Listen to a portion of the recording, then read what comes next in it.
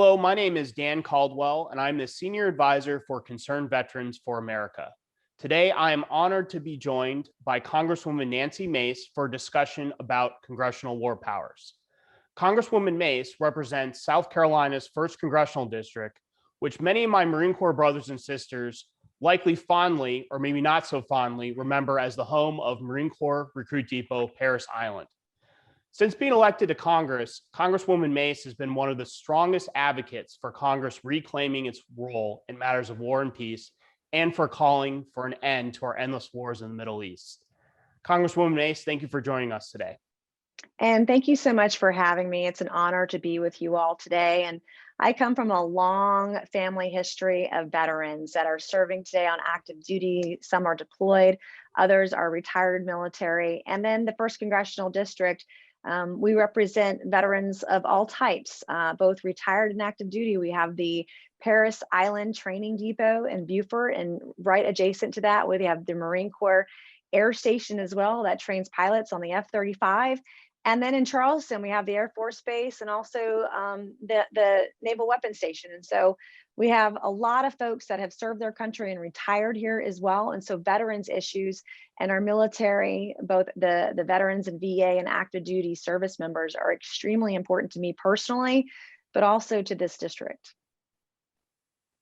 Well, we appreciate, again, you joining us, Congresswoman, and I want to dive right into our questions for today's conversation. So, Article 1 of the Constitution gives Congress the power to declare war.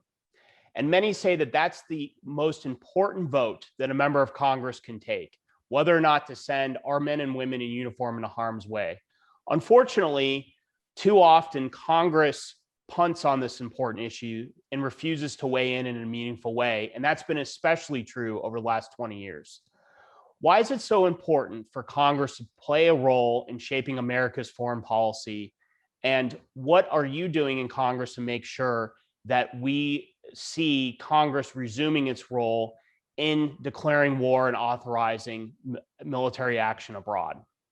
Absolutely. And I'm a constitutional conservative and believe in the powers and authority bestowed in the Constitution to Congress. And for decades now, we've really gotten away from that and the purpose of Congress in declaring war, and that the president or the executive branch should come to Congress to make those declarations, to get that permission to do that. And the 2002 AUMF, for example, it's been abused and taken advantage of by 4 different presidents now, both Republicans and Democrats. And we've abdicated our duties under the Constitution as Congress. Going to war should be the most important and sacred vote that we do as members of Congress. It's not politicians that go off to fight and die. It's our children. And the very least that we can do is give parents a voice and give that power and that authority back to Congress as it's outlined and stated in Article 1 of the Constitution. And so for me personally, co-sponsoring the repeal of the 2002 AUMF was a step in the right direction. I was one of only 9 Republicans to co-sponsor that legislation. But I was one of 49 Republicans yesterday, on Thursday, to vote to repeal the 2002 AUMF. And we don't want to see abuses. I mean, we've seen the AUMF abused to start conflict in Yemen and across Africa. And those are just the conflicts that we know about. And we've got to make sure that we're a strong nation. When we're strong, the rest of the world is strong. And that power and authority, we've got to get back to what the founding fathers intended. It wasn't intended for the president to make unilateral decisions on going to war or entering into conflict.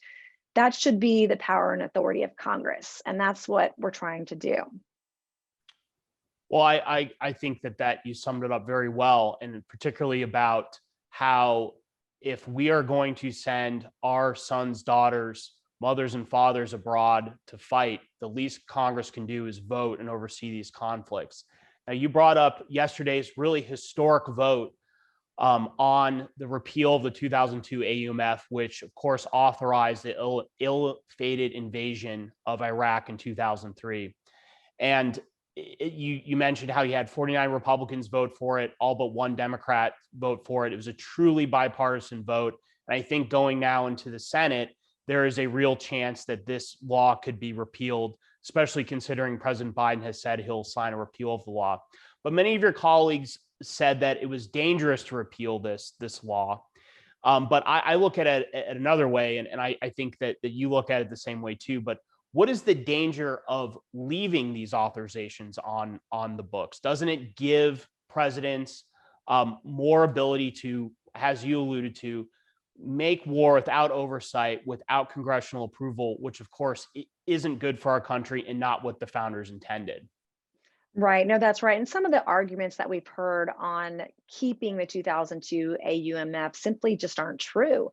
Some folks want to say that Article 2 in the Constitution gives the president broad and never-ending authority to go to war. Well, it doesn't do that. Article 1 does that, and that is Congress's role in entering into conflict and entering into war. And so we've got to make sure that we follow the Constitution, that there is a balance of power, that there are checks and balances. It's just like the executive orders that people don't want to see. They don't want to see their president, Republican or Democrat, make unilateral decisions for our country. And as someone who comes from a military family where my family members and my friends are being deployed all the time, repeatedly over the last 2 decades as well, we want to make sure that we have the strongest military in the world and that we aren't spread too thin, that our men and women in uniform are the best and that they're trained with the best technology and that we have the resources. And for example, I read earlier this week that Communist China, General Ming, is threatening the United States and Japan if we were to ever go after China, if they invaded Taiwan or retaliated against the country of Taiwan. So if that were to happen tomorrow, are we ready? And these are things that are really important to us as a nation to remain strong, to have, to be strong. And if we're strong, then the rest of the world is strong. And so I think this plays to a lot of different factors right now. And the one thing that we've got to do is make sure that as we're talking about this, that we're telling the American people the truth about it. And the truth is that Congress has that authority and has that ability and should be making those decisions on behalf of every person and family in the military today and going forward. And we can't allow, one of the things that I've learned in my first 6 months in Congress is that when someone gets power, it's often abused. And so we need to have a balance of power and a check and balance on what it is that we are doing, what we're prepared to do and trained to do, and what we can afford to do as well. I think that's dead on and exactly right. So one final question. Obviously, yesterday, again, we had the historic vote around the 2002 AUMF.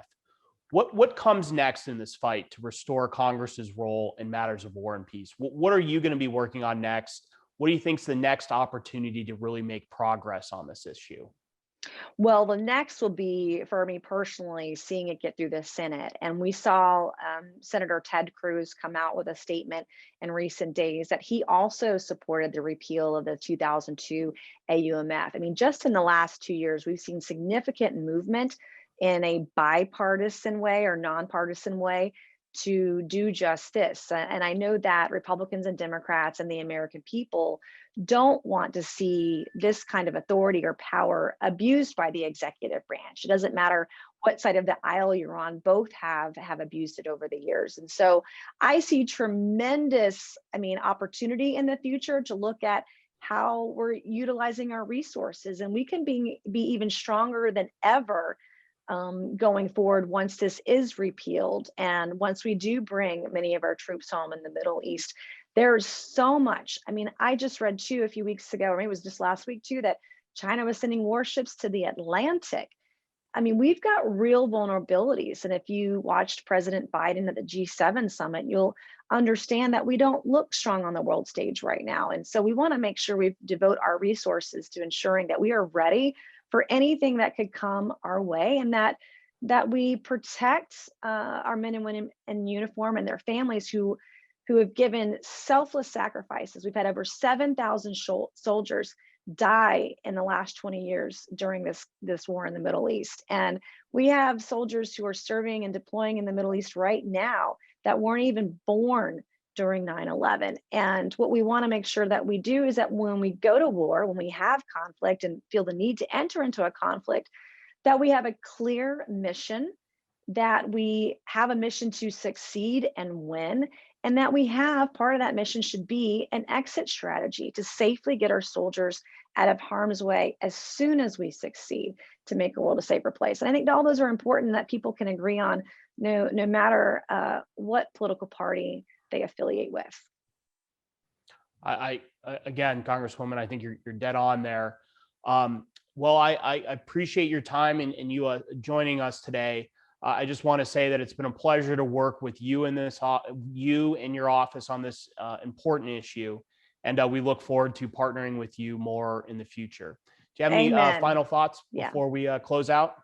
No, I just wanted to thank you all for your time today. When I ran in my race last year, I was told it wasn't going to happen, and I ran and told folks I was going to be an independent voice and that I would stand up for my principles and values of the district that I represent. And we're doing that with this piece of legislation. And so I really am honored to join so many Republicans that feel the same way. And it's exciting to be a part of this and do the right thing for our soldiers and for our country. So I just want to say thank you.